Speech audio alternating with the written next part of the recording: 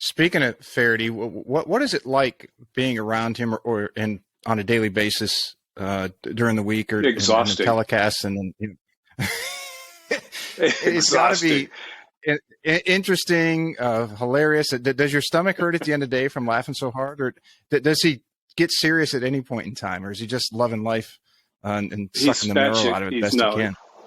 He's batshit crazy. That's all there is to it. Certifiably.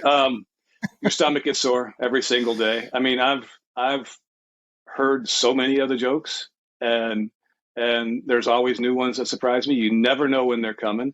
He's so incredibly funny, so incredibly witty, but I don't think there is a serious side to him, and that's a side that people don't see very often. He does so much work behind the scenes for wounded warriors and for veterans of the American services, because he is the most patriotic American I've ever met in my life, and he was born in Ireland, Northern Ireland, so he has so much compassion for people. And when we leave the TV compound to drive to the booth or to drive to the range, now remember, they don't open the gates at all at the facility for people to come watch practice rounds, pro-am, anything until 3 hours before the first balls hit on Friday.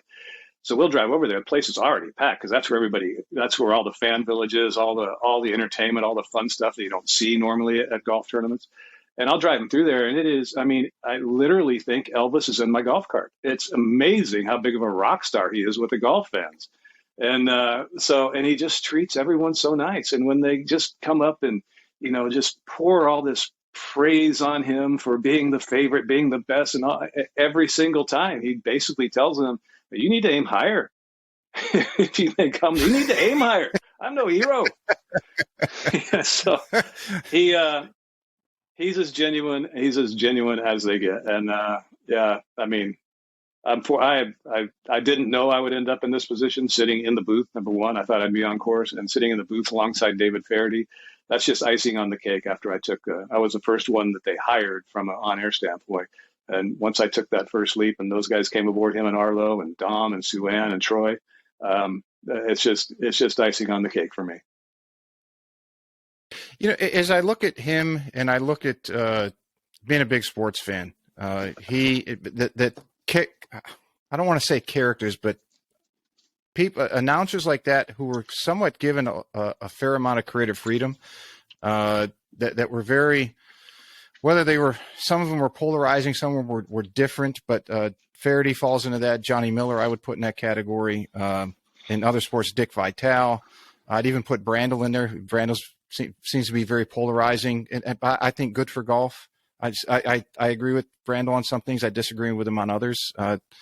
But I would put Brandel in that category where they're not cut from the media cloth, so to speak.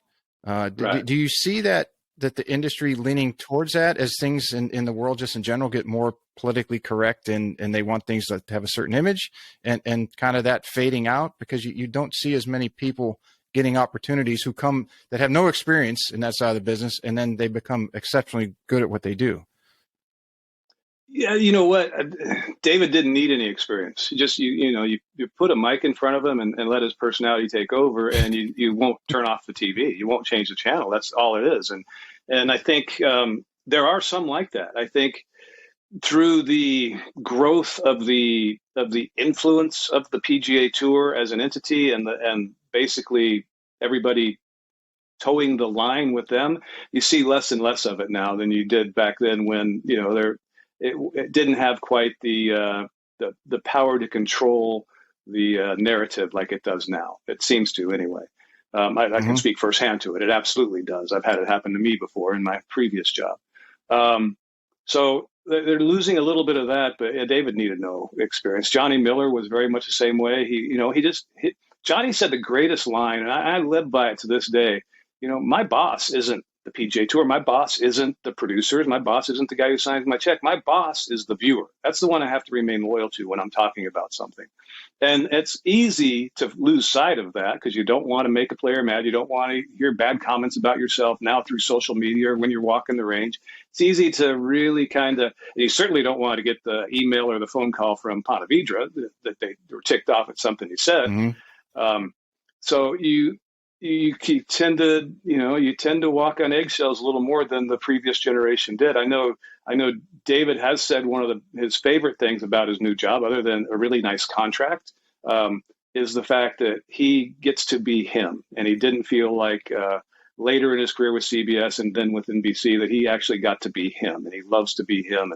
And he has no rules when we go on the air. Zero rules. David, you talk when you want. You say what you want. You don't talk. You don't talk. Arlo and Jerry will take care of it. And it's the best. It's absolutely the best. And I'm sitting next to him, and I can kind of read his body language. I know when something's good's coming. And I just sit back and shut the hell up and let him go, because, I love to talk and I get paid to talk, but I love to listen to him more than as a viewer. I'm 100 times more interested in what he might say than what I do say. Do you think that he and Barkley would have been a good team, or are they too similar in that they might have overlapped one another? I don't know. I mean, Barkley's the same way, no training whatsoever, and arguably the most popular studio analyst in sports. I would say Brandel's the best studio analyst in sports. Obviously, I don't like a lot of the stuff he says about us, but in time, Brandel does his research and he presents it in a very convincing manner, extremely convincing manner. I'd call him more galvanizing than polarizing, because galvanizing means not everybody agrees. Polarizing is David Feherty. Everybody loves Feherty. Not everybody loves Brandel, but he's great at what he does. No question about it. And, he doesn't take it personally, like we shouldn't be taking the criticism against LIV. Much of it, I think, is highly unfounded, but he doesn't take it personally when you disagree. So I think Barkley and David, if they put those two together, I think the rest of us just, go out on the course, grab a beer and watch and tell us when it's time to clean up.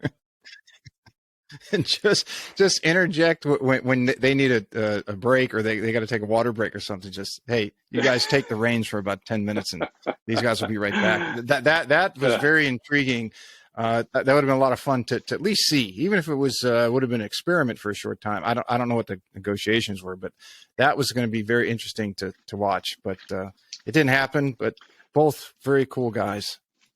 Very I think if that would have happened, many people with the NBA and with Turner would have came and kidnapped him out of our camp and just said, no, you can't have him, because he's just too popular. He's too good for ratings.